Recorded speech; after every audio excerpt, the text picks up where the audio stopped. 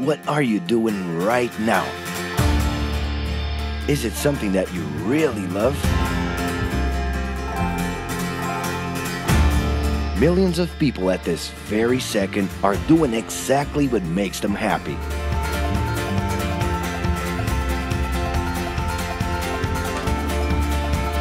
But wait a minute.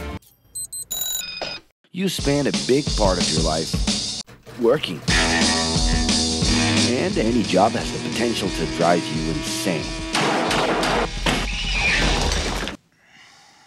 I think this is a good time for a break. But, of course, there's a bright side.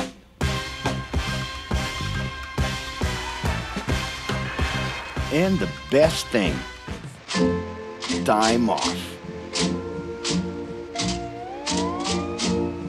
As a matter of fact, the way we work influences new trends and behaviors in society.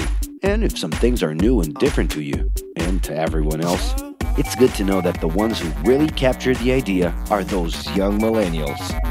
Otherwise known as Generation Y, G, we, globalists. Okay. We know you heard about this. They represent a new workforce in the global market and have high aspirations. Half of them already have or plan to open their own businesses. Because of their digital, liquid, and collective mindset, they are affecting the way we produce and work in the future. Sounds complicated? Actually, keeping things simple was the motto that baby boomers worked by in the 60s and 70s. Rules were a lot clearer back then. The workspace was confined to the office, responsibilities were individual-based and very specific, and you knew exactly the right time to start and finish your day. At that time, after the World Wars, the institution represented the security that everyone was dreaming about. Because of this, it made total sense to be a company man and respond well to linear and hierarchical structures. But be careful. Once you chose a career, it was a decision that would pretty much last for the rest of your life.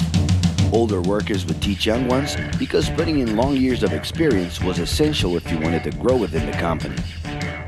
Having a job would guarantee social status and was the first step towards marriage and a first kid 9 months later. Work didn't mix with personal life. No bringing work home. But baby boomers worked a lot. It's been a hard day's night. And this had to do with keeping a deep sense of discipline and honor.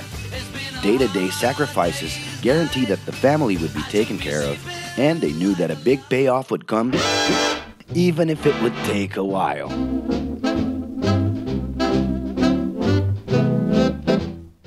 However, Generation X redefined the time relationship between work and reward. Super confident, extroverted, very competitive, and doing everything in their power to achieve quick growth, these guys were always on the lookout for better offers. A profitable idea could easily put them into a leadership position based on meritocracy without taking their experience into account.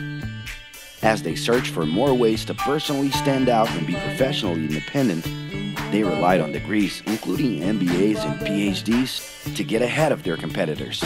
Pressure, pushing down on me, pressing down on you.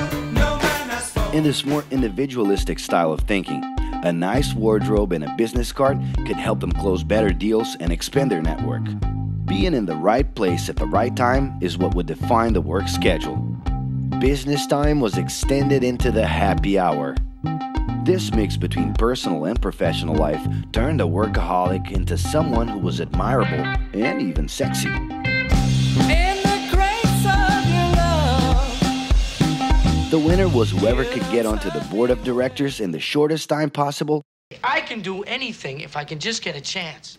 and thus immediately live out the pleasures of this achievement. You want the money, you control the witness. I leave you lonely, I don't monkey with the business. But today the journey's a little different.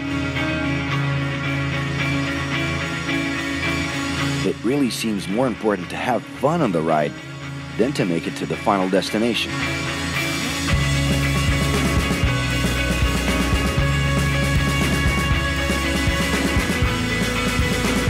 Ironically, millennials, those unpredictable kids, are the ones perfectly translating this new vision. In a time when pleasure determines professional accomplishment, they know, like no one else, how to recognize opportunities that link passion with work. It's not right, but it's now or never. The creative economy, new professions, an entrepreneurship boom, and the new collective power are painting a brilliant and never-before-seen scenario. No wonder millennials are so impatient. The speed at which they connect with the world sets the pace for their work relations. Projects that only will make a difference in the long term just don't stimulate them. And they need constant feedback so they can feel that their efforts are being recognized. So? It's great. I love it. The traditional pyramid inside of companies doesn't really fit with these anxious young people. They're excited about working with older generations, but only if the relationship is on equal terms and with mutual respect. It's all about exchanging knowledge, no matter your age. Being that millennials find empowerment in discovering things on their own. It's natural for them to diversify their channels and seek out informal types of education instead of simply picking out a major. In the end, professional commitment is not just a norm. It's something that naturally comes from truly engaging experiences. Besides having a job, it's become more important to have a purpose that can be carried out in different forms at the same time. Mobility, shared workspaces, home offices, and the possibility to create your own hours make work always present, anytime and everywhere. For that reason, people with different work styles are having more freedom to tap into their talents, and even those with introverted personalities can transform their ideas into million-dollar businesses. Yes, you can stay in your pajamas as long as you maintain an updated and attractive profile across your social network.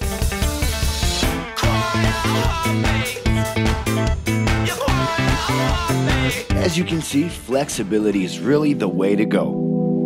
Millennials are fascinated when they get involved in works in progress and feel motivated by learning new skills. They're excited about an open and forever beta world where testing and messing with something unfinished is the only way to create the new. Millennials need more than ever to feel autonomous, and they're exhilarated by the challenge to develop and participate collaboratively.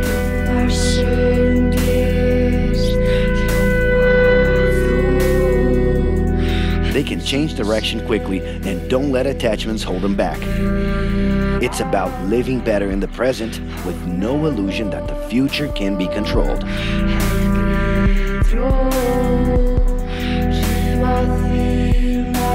That's because of one simple thing. Whoever adapts more easily can evolve along with the changes. And if you feel overwhelmed by everything so far and are looking for the right answer, well, sorry, we're still going to ask you another question. Are you doing what you love right now? No. So start.